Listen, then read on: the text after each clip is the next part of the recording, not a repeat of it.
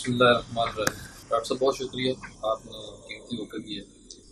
آپ کے بچپن میں کیسے حالات رہے، خاندان کا، باقی بہن بھائی؟ بہن میری کوئی بھی نہیں، ایک میرے بھائی ہیں جن سے اب اتنا ملنا جلنا نہیں رہتا۔ بچپن میں جو حالات گزرے اور ملنا جلنا نہ رہنے کی وجہ یہ ہے کہ چونکہ انہوں نے اپنا عقیدہ تبدیل کر لیا، اور اس وجہ سے اب تھوڑی یعنی کہ ظاہر ہے کہ عقائد کی تبدیلی شاید اتنا بڑا مسئلہ نہیں ہوتی، لیکن کچھ چیزوں پر کاربند رہنا بہت ضروری ہوتا ہے۔ لیکن یہ ضرور ہے کہ ہم لوگوں نے بچپن ساتھ گزارا، اور ہمارا یعنی بچپن بڑا یادگار تھا۔ میں بہت شرارتی ہوا کرتا تھا، اب بھی ہوں میں، لیکن میں اس وقت بہت زیادہ ہوتا تھا شرارتی۔ محلے میں سب کو تنگ کرنا، کنڈیاں لگا دینا، یعنی بیل بجا کے بھاگ جانا، تو یہ ساری حرکتیں ہم نے کی ہیں۔ لیکن ہم نے جو سب سے اچھا کام آج بھی بچپن کا اپنے سمجھتا ہوں میں جو کیا، وہ ہم 8-9 سال کی عمر سے ہی ضیاء الحق صاحب ہم یہ کرتے تھے کہ سارے محلے کے بچے جمع ہو کر ہم لوگ ہفتے میں ایک دن میلاد ضرور کرتے تھے۔ سارے بچے بیٹھ جاتے تھے، میں ان میں ہمیشہ میں ہی نعتیں پڑھتا تھا بیٹھ کے، اور پھر میں میلاد اکبر ہم لے آتے تھے گھر سے، اس میں سے ہم پیدائش کے واقعات سناتے تھے۔ تو بچپن سے شوق تھا، سارے بچے محلے کے جمع ہو کر۔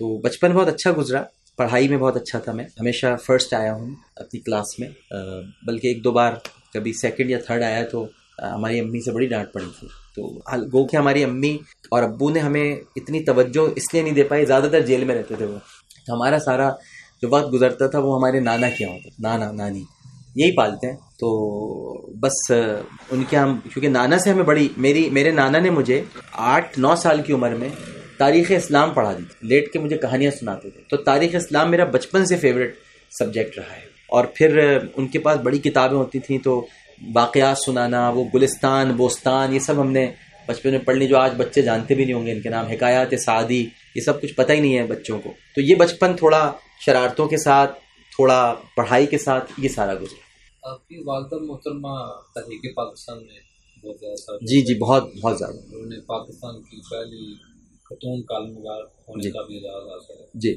آپ نے ان کو بطور والدہ سے ہٹ کے عام خاتون کے طور پہ، دونوں پہلو والدہ اور عام خاتون کے طور پہ کیسے پڑھا؟ دیکھیے، امی کے ساتھ میرا بہت وقت گزرا ہے، اس لحاظ سے گزرا ہے کہ امی جب مجلس شورا کی وائس چیئر پرسن تھی، جو ضیاء الحق صاحب نے بنائی تھی، اور وہ 4 سال تک مجلس شورا کی ممبر رہیں۔ 4 سال بعد آپ کو پتہ ہے ختم ہو گئی تھی، 85 میں الیکشن ہو گئے تھے، عام انتخابات۔ تو امی کے ساتھ میں ہی جاتا تھا اسلام آباد، مجھ کو ہی لے کے جاتی تھی وہ، یہ گورنمنٹ ہاسٹل میں ہم رہتے تھے، وہیں میں نے کھانا بنانا، لوگ مجھ سے پوچھتے ہیں کھانا بنانا میں نے کیسے سیکھا، تو میں نے کھانا بنانا اس طرح سے سیکھا۔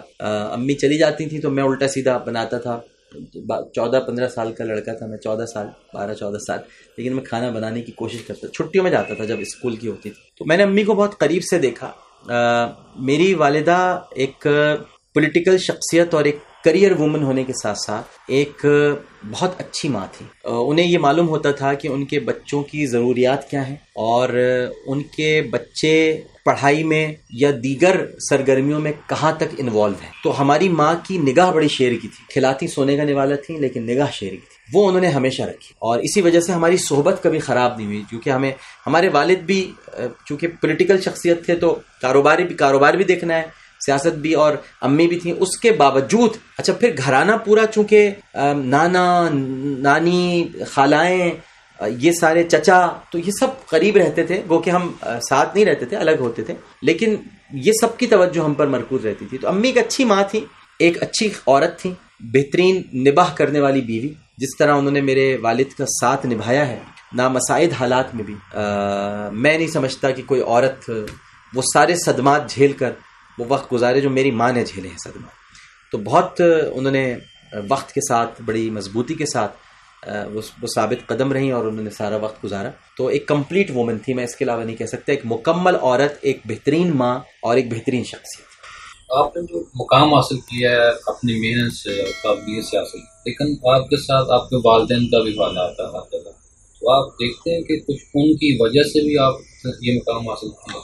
میرا خیال ہے ضیاء الحق صاحب، دنیا میں ہر بچہ ماں باپ کی وجہ سے ہی ہوتا ہے، کچھ نہیں ہوتا، بلکہ سارے ہی ان کی وجہ سے ہوتا ہے۔ یہ کچھ کا تعلق ذرا منافقت ہوگی اور شرارت ہوگی اور احسان فراموشی ہوگی، کیونکہ یہ جو کچھ بھی ہم ہیں اور جتنے بھی آج بڑی بڑی ہستیاں ہیں وہ سب اپنے ماں باپ کی وجہ سے. ہاں یہ آپ ضرور کہہ سکتے ہیں کہ ماں باپ میں سے کس کا زیادہ ہاتھ ہے. کبھی کبھی ہوتا ہے کہ باپ کی توجہ زیادہ ہوتی ہے یا ماں کی ہوتی ہے. تو میں کچھ تو نہیں ہوں، کمپلیٹ آج اپنے ماں باپ کی وجہ سے ہوں اور ان کی دعائیں میرے ساتھ ہیں.